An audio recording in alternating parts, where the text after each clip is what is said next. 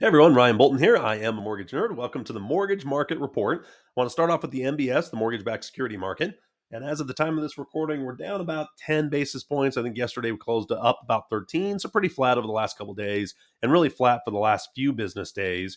We saw a big run up, almost 200 basis point drop, which is bad for interest rates from about April 10th to the 16th. That seems to be kind of correcting itself. We've seen more of those get back. We haven't gotten back to where we were before that big drop on April 10th, but we're a lot closer to kind of where we were before that reaction to some of the news that was out there. The biggest news was that the Fed wasn't going to cut the rates in May. Like there was some kind of indications they might do that because as the inflation number got better, once they get closer to that target number, there was talk about changing interest rates. But now that's been really just persistent. It just kind of keeps staying in that 3% in the range, even kind of almost pushing to 4%. They really want to get back into the 2. And so they're not going to really change rates until then. So it looks like there's a little bit of overreaction, and that's what you're going to have whenever there's a run on stocks or bonds or oil prices, whatever it is.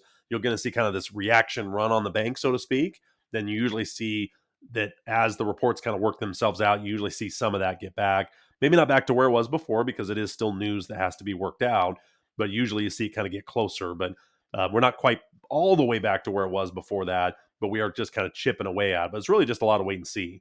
A lot of this you're going to see here is just kind of a wait and see mentality. You got an election year.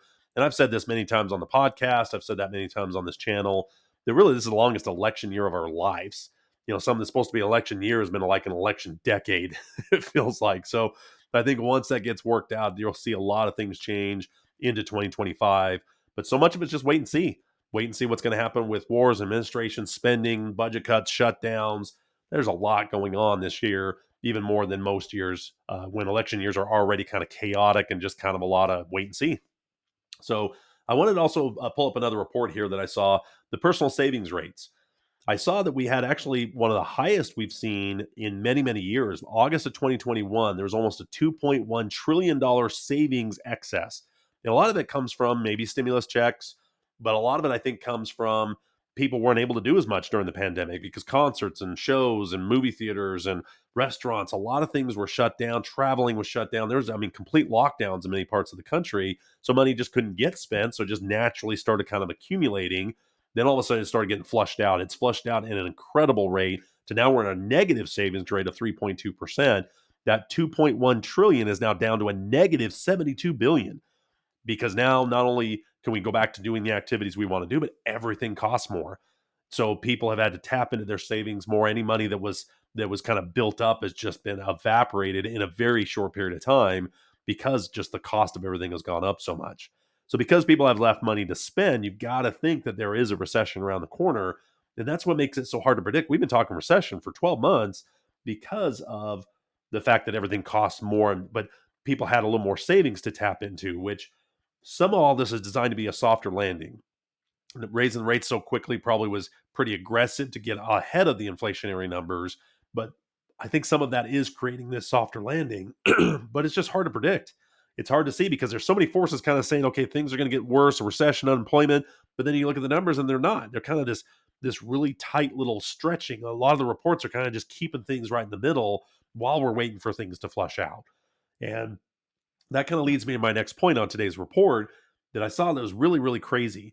The government spending in relation to gross domestic product was absolutely bonkers during the pandemic, which some of that you should anticipate. But when you compare it to the last kind of crisis where government spending had to kick up to kind of keep the economy rolling and all that kind of stuff was the 2008 crisis.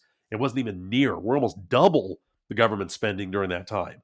Now, some of it's also the GDP went down. So it's kind of a double whammy. It's not just like all of it's the government spending, but when you throw in government spending, PPP loans, all the money thrown at hospitals and things like that during the pandemic, then you throw in government spending on top of that, and it's amazing inflation didn't go even higher. Now, I'll have people say, well, inflation really should have been closer to 15% when you throw in food and gas prices, which aren't part of that. So there's definitely something to be said that it really probably was higher than what was reported. But even with the metric that they were using, we were hitting 7, 8, 9%. Now we're getting back into that kind of that 3 range, but it's been really stubborn because government spending is still really, really high. Like if you see where it's at right now in relation to gross domestic product, we're still pretty close to '08 crisis levels. I mean, we all remember, I shouldn't say all of us, but most of us remember 2008 was pretty brutal, how close we were on the verge, how much the government had to throw out the stimulus checks, bail out banks, all that. And yet this pandemic was way higher than that, to the point where even though it's slowed and stopped in a lot of ways, it's not zero and it's still at kind of emergency levels, even though the emergency is gone. But then you look around the world, we got wars, we got stimulus, we got, foreign aid. There's a lot of those things that they're still spending a lot of money on that isn't flushed itself out of the system just yet. And I think that's one of the other reasons why the inflation number has been so stubborn for the Feds. Now, the good news is they're not talking about raising rates any further, but they're really not talking about lowering them. So again, I think it's just a lot of wait and see. That the data, kind of everything that says we should lower it, says equally we shouldn't. So it just kind of gets stuck right where it's at. And it's a wait and see year. Wait and see for elections, wait and see for administrations, and just wait and see if government spending and other spending will slow. But it looks like consumer spending's got to slow down. They've kind of extinguished their savings. Now people really can't do the other things because other expenses have gone up so much that now they can't do other type of spending within the economy. They have to funnel that all to gas or utilities or food prices. So that isn't flushed its way out anytime soon. That's where I hope to see gas prices will soften that much to keep the grocery bills from going up any further, to just kind of get maybe even some pressure to move that stuff down a little bit. As supply chains have started to open, still there's still issues there, but I think a lot of it's designed to be soft landing, and so far so good. But boy, it's just right there on the edge where it could go one way or the other. So I hope you found this information useful. I love studying this stuff. I'd love to get your thoughts on it, your take. Comment, like, subscribe below, and we'll see you on the next video. But thanks for watching.